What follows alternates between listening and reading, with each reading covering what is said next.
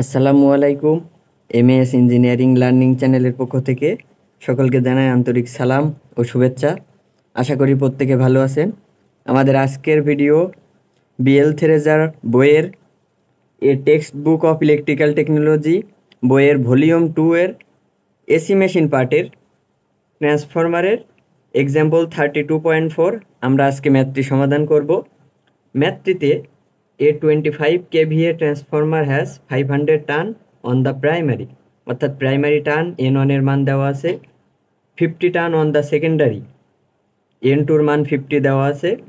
The primary is connected to 300 volt 50 hertz supply, অর্থাৎ E1 এর মান দেওয়া আছে এবং F এর মান দেওয়া আছে। Find the full load primary and secondary current, I1 এবং I2 এর মান বের করতে বলছে।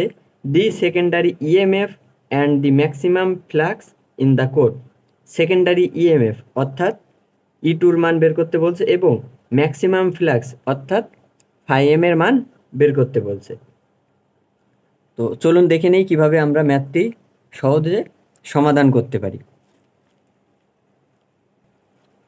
ম্যাথটি সমাধানের জন্য আমরা প্রথমে যদি রেশিও বের করে নিই তাহলে আমাদের সুবিধা হবে।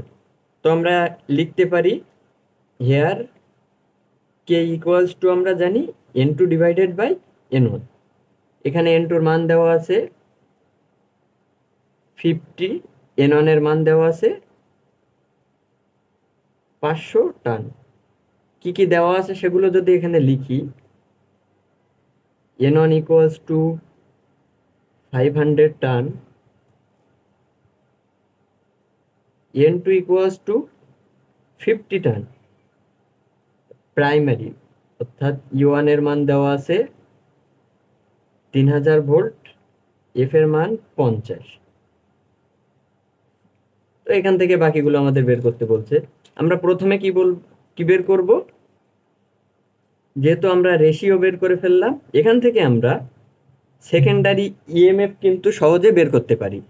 তো আমরা লিখব, আমরা জানি K equals to E2 divided by E1। আমরা রেশিওটা ক্যালকুলেশন করি।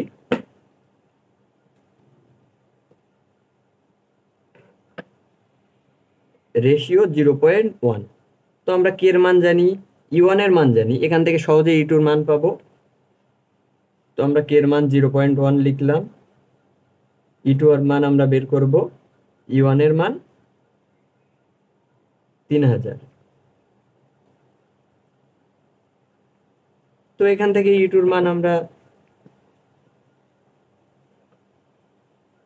তো E2 ইকুয়ালস টু 300 ভোল্ট, অর্থাৎ আমরা সেকেন্ডারি EMF পেয়ে গেলাম।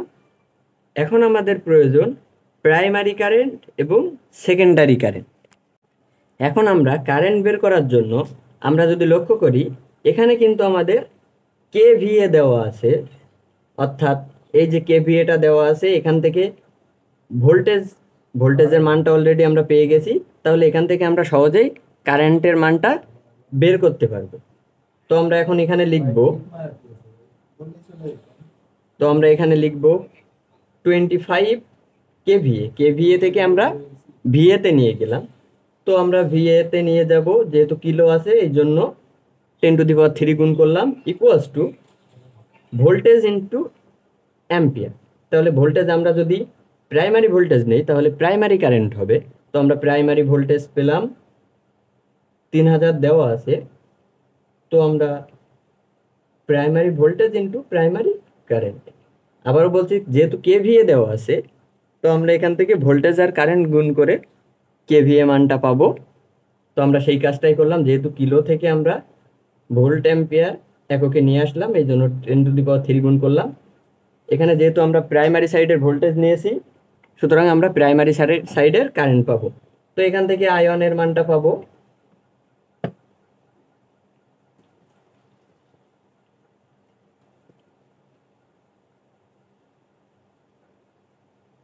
8.33 অ্যাম্পিয়ার। আমরা প্রাইমারি কারেন্টের মান পেয়ে গেছি, রেশিওর মান জানি, তাহলে আবার কিন্তু আমরা সেকেন্ডারি কারেন্টের মান সহজে বের করতে পারবো। তাহলে আমরা লিখবো now ratio K equals to I one divided by I2।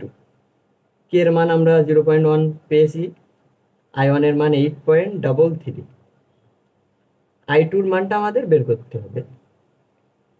তাহলে I2 ইকুয়ালস টু হবে 8.33 ভাগ 0.1, 83.33 অ্যাম্পিয়ার।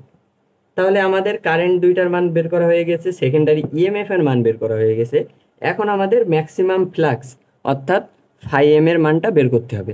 তো আমরা ম্যাক্সিমাম ফ্লাক্সের মান সূত্রটা আমরা জানি।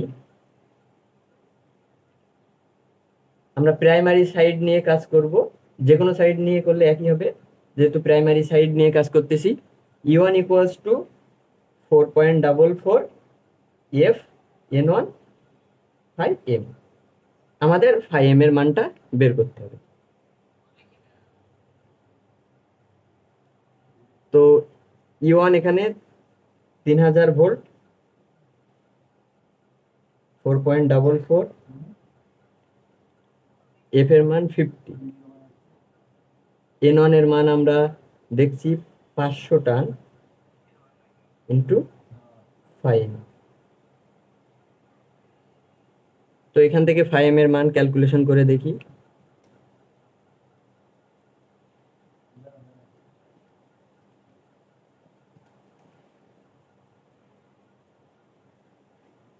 (0.027 ওয়েবার পার মিটার।